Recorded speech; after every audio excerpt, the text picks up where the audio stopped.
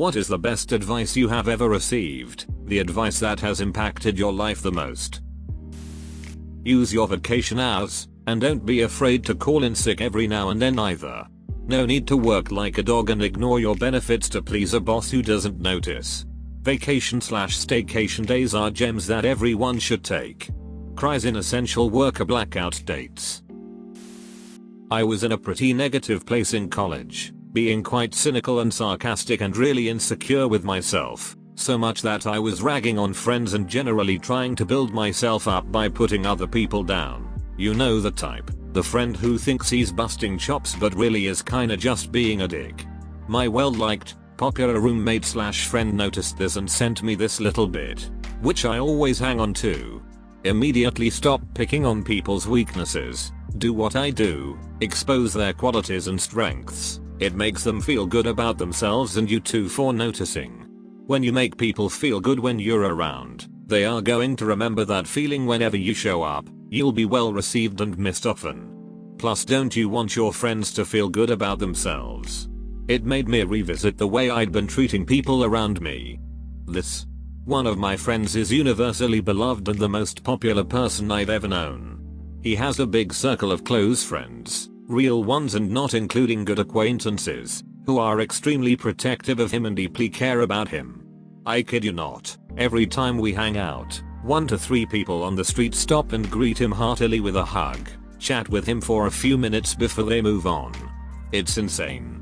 Since I struggle often in social situations, Asperger's, I started observing him whenever he interacted with me or others, in the hope of learning something. I noticed. He never talks badly about others, regardless of whether this person is present or not. He never partakes in trash talk, even when everyone in the group does. If he talks about someone, he only mentions their positive qualities without exaggerations or brown-nosing.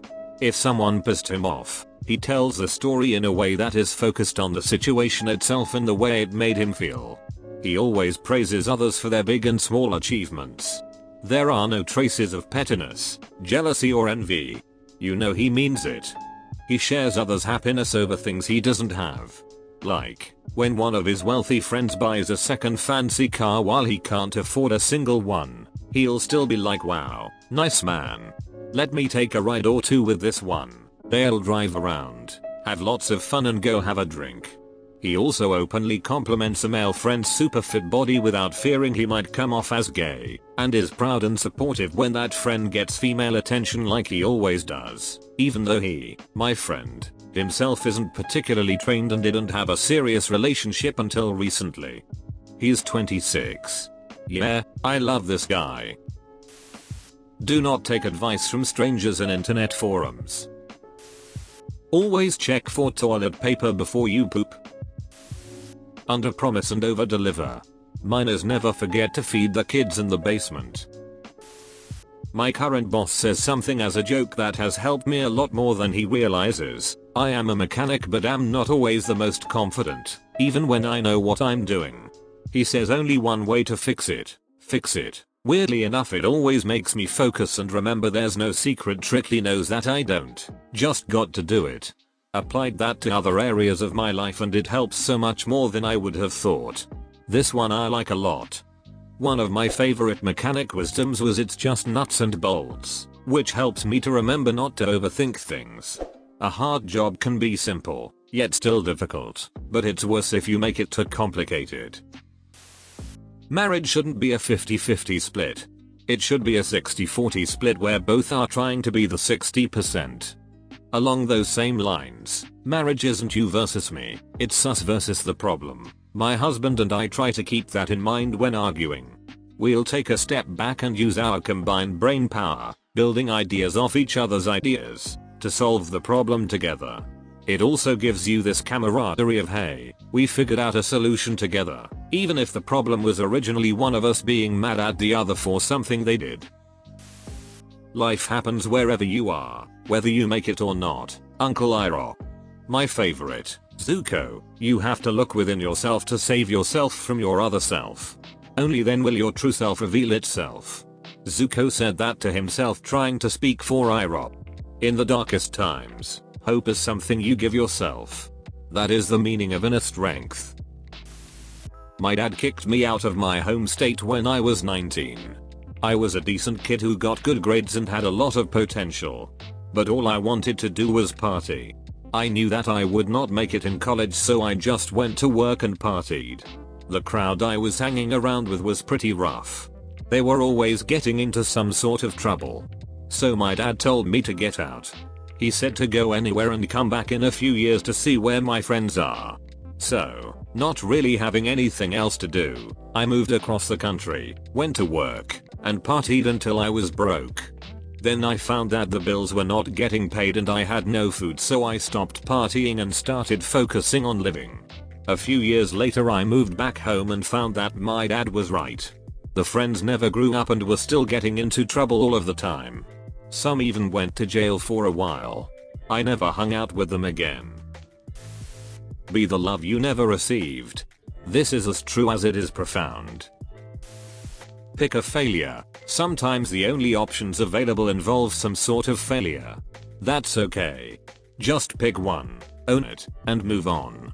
There's almost never an instant, magic solution without long-term consequences. That rare time there is, learn to really embrace it. This is a really good argument against cheating. A prof told me this in a roundabout way when I broke the rules of a take-home quiz. I could have lost everything college-wise had he not been merciful, but instead it was a very jarring learning experience. I'm very grateful for the guy and I've kept my nose clean since. Failure is the cost for experience. During my first internship, I was super keen to please my supervisors and was an eager little brown noser.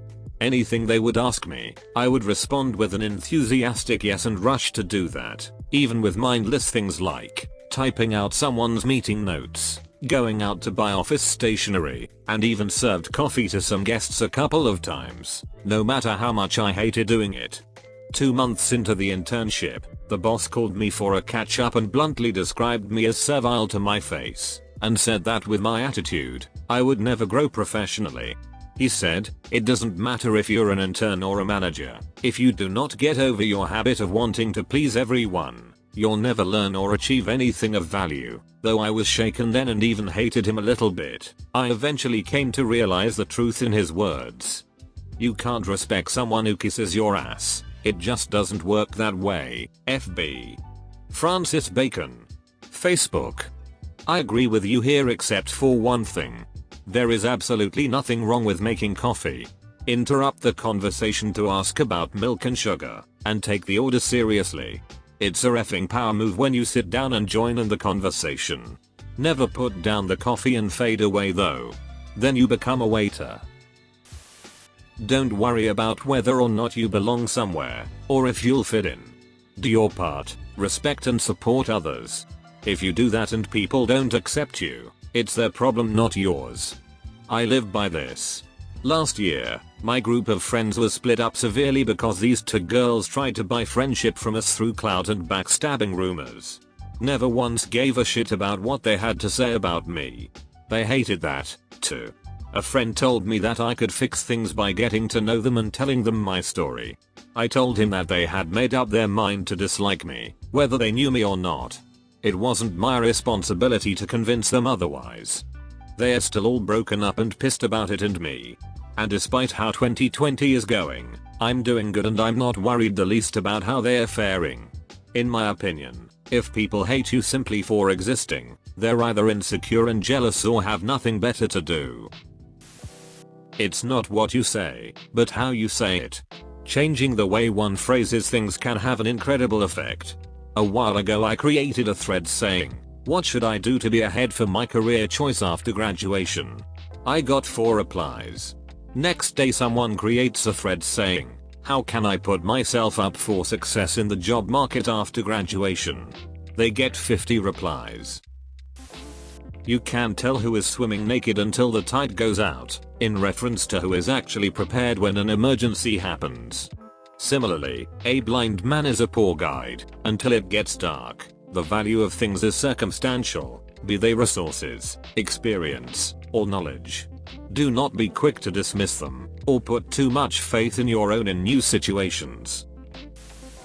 Don't half-ass two things, whole-ass one thing. I know, this is from Parks and Rec, but I applied it in my real life. I've had a bad habit of taking on too much and spreading myself too thin. Now I focus on one thing so that I can give the most to it, and get the most out of it. When you're being too harsh on yourself, imagine if the person with those issues is one of your friends. Treat yourself like you'd treat that friend. That helped me be way kinder to myself than before. Really. Oh shit, that one is really good. Don't be an idiot. It changed my life. Whenever I'm about to do something, I think, would an idiot do that? And if they would, I do not do that thing. KISS. Keep it simple, stupid. Great advice. Hurts my feelings every time. You can't drive forward looking in the rear view mirror. Funny enough, the guy who told me this was a driver's ed teacher. Nobody's looking at you. They're worrying about how they look. The cure for imposter syndrome is to realize that everyone else around you also has imposter syndrome. I went to work in construction right out of high school. Before my first day, my grandfather told me, to be successful, keep your ears open, your mouth shut, and constantly outwork the person next to you. I lived that advice and it has served me very well. That is dangerous advice. Being the silent overachiever can lead to a bad place too. Do your future self a favor. This relates to prepping for the next day, clothes ironed, lunch packed, to saving money to making healthy choices. It makes for easier decisions and a better life. I posted it elsewhere, but my stepdad once told me that, if there is a problem and you know the solution, you can solve it, so stop worrying about it. If there is a problem you can't solve, then there is nothing you can do, so stop worrying about it. The world doesn't care about you and it'll leave you behind unless you try to make something of yourself. The world isn't cruel, it's just apathetic. Nobody has any idea what's going on. A lot less people actually have their shit together than you might think, but in reality everyone is just really good at faking it. Usually, they may have a true grasp of one or two things at best. That advice made me a lot less anxious about doing things like trying new hobbies, giving presentations, or applying for jobs I know nothing about, because I know very few people are actually qualified to judge my performance. The meaning to life is just to be alive. It is so plain and so obvious and so simple. Yet everybody rushes around in a great panic as if it were necessary to achieve something beyond themselves. Turn the other cheek. Believe it or not, not fighting back is one of the simpler ways to defeat an attacking opponent. Mentally, of course, not physically. But, just let shit be, don't worry about it, walk away. In the end, you're the bigger person. Self-esteem comes from within and not from external factors. Life is gonna move on with or without you. If you are ashamed to tell people what you are doing, you shouldn't be doing it. Life is like a buffet, you have to help yourself. Imagine going to a buffet and constantly eating shit you don't like, or when you're full. Don't do this. Don't do this for your life. TLDR, stop giving Fs for things you shouldn't care about. Care about the right things. Thanks for watching. Be sure to like and subscribe for more daily Reddit videos.